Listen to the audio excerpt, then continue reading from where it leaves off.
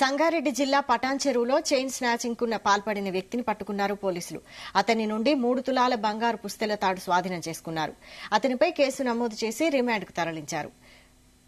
దేశం గ్రామంలో ఓ మహిళ మెడలో నుంచి చైన్ లాక్కెళ్లాడు. బాధితులు ఫిర్యాదు చేయడంతో పోలీసులు దర్యాప్తు చేపట్టి నిందితుడిని పట్టుకున్నారు.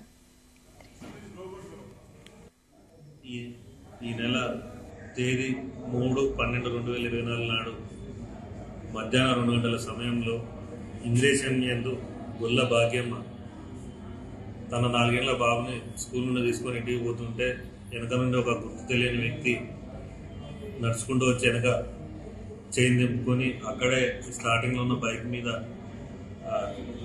వెళ్ళిపోయిందని ఫిర్యాదు చేయగా అటు ఫిర్యాదు మేము కేసు నమోదు చేసి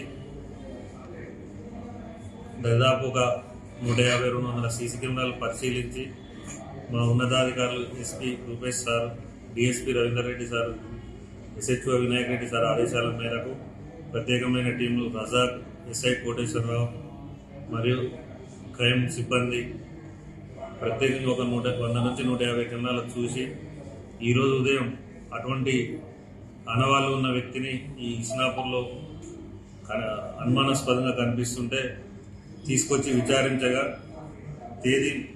3వ తేదీ చేసిన స్నాచింగ్కు ఈరోజు మళ్ళీ అదేవిధంగా ఒక స్నాచింగ్ చేద్దామని ఈ